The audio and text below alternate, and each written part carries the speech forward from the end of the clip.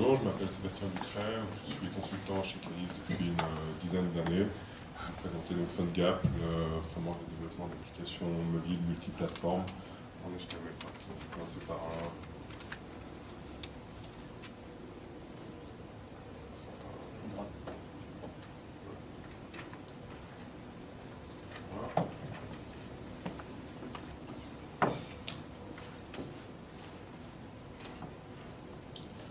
Voilà, donc le framework PhoneGap a été initié lors d'un DevCamp iOS en 2008 par une société canadienne, Nitobi, qui a été elle-même fondée en 98. En septembre 2011, donc la première version, la version 1.0 de PhoneGap a été publiée par Nitobi. Et en octobre 2011, Adobe annonçait le rachat de Nitobi pour étendre en fait, leur offre de solutions de développement mobile multiplateforme à l'HTML5. Ils ont intégré PhoneGap dans Dreamweaver. Et PhoneGap bénéficie en fait d'une forte communauté de contributeurs, dont Microsoft, BlackBerry et IBM avaient mis le souhait lors du rachat à ce que le projet continue selon un mode de développement open source. Donc Adobe a donné le code source du projet PhoneGap à l'Apache Software Foundation pour pouvoir continuer à garantir la pérennité du modèle de développement. Lors de la donation du projet à l'Apache Software Foundation, le projet a d'abord été renommé en Callback, puis en corps de vague, car Callback est un nom trop générique. Donc vous pouvez trouver des références à PhoneGap sous le nom bien évidemment de PhoneGap, mais aussi de Callback ou de corps de vague qui sera le nouveau nom du projet. Donc le développement d'applications mobiles multiplateformes avec PhoneGap se fait en utilisant les mêmes technologies que les technologies qui sont utilisées pour le développement d'applications web standard, donc l'HTML5, les feuilles de style et le JavaScript. Donc là, vous n'avez pas de nouvelles compétences à acquérir pour développer des applications avec PhoneGap. Et vous pouvez mettre en œuvre les savoir-faire acquis lors des précédents projets de développement d'applications web standard. Donc les applications développées avec PhoneGap restent des applications HTML5 standard, avec bien évidemment la possibilité de pouvoir accéder aux fonctionnalités natives et de mettre dans le data.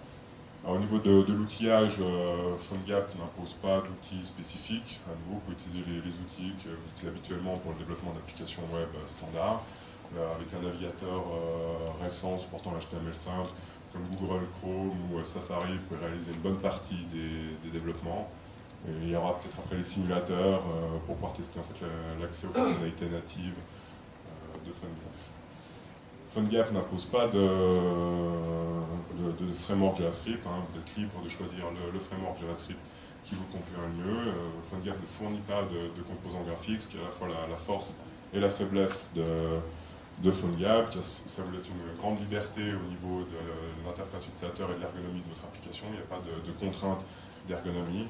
Par contre, si vous voulez avoir une application avec un look and feel un peu plus natif, donc vous n'arriverez pas à vraiment faire la même chose que vous pouvez faire avec une application native avec PhoneGap. Donc PhoneGap permet bien évidemment d'accéder aux fonctionnalités natives des différents périphériques du marché. Donc de pouvoir à travers, en fait, il propose une API JavaScript assez simple à mettre en œuvre. On peut facilement, en quelques lignes de JavaScript, prendre une photo, accéder au carnet d'adresse ou recevoir des notifications push. L'API peut être étendue au moyen de plugins que vous pouvez développer vous-même, ce qui nécessite d'avoir des compétences en développement natif. Il existe aussi de nombreux plugins disponibles soit sous licence open source, soit sous licence commerciale, notamment pour par exemple intégrer un lecteur de code barre à votre application ou utiliser les méthodes de paiement offertes par les différents stores, par exemple le in-app purchase d'Apple ou le Google in-app. J'ai mis une petite citation là, de Brian Leroux, qui est le lead développeur du framework, qui dit que l'objectif de PhoneGap est que PhoneGap cesse d'exister. C'est un peu original, mais ça résume assez bien la philosophie du projet, hein, qui est d'étendre vraiment les standards existants aujourd'hui à HTML5 pour permettre l'accès aux fonctionnalités natives. Sachant que la spécification finale d'HTML5 qui est prévue pour 2014 prévoit qu'un accès très limité aux fonctionnalités natives. Imaginez que PhoneGap encore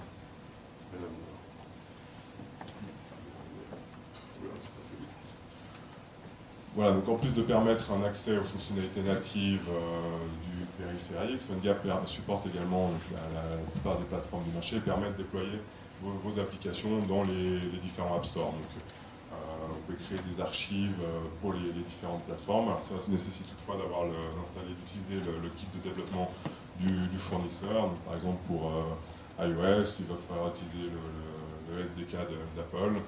C'est pour ça qu'on vous conseille en fait, d'utiliser un Mac pour réaliser les développements, ce qui vous permet d'avoir par exemple, si vous supportez iOS et aussi les Windows Phone, d'avoir le SDK d'Apple installé sous Mac OS X et puis d'utiliser une machine virtuelle sous Windows pour pouvoir exécuter le SDK de Microsoft et pouvoir construire vos applications pour les différentes plateformes du marché sur un seul ordinateur.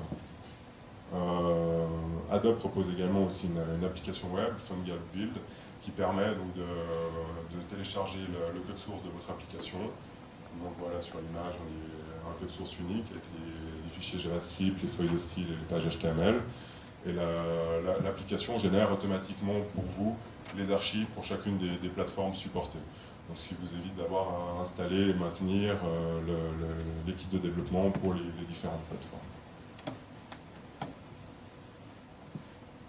Voilà, donc là on retrouve aussi quelques exemples d'applications qui ont été développées avec PhoneGap, notamment la version mobile de Wikipédia, qui est entièrement développée avec PhoneGap.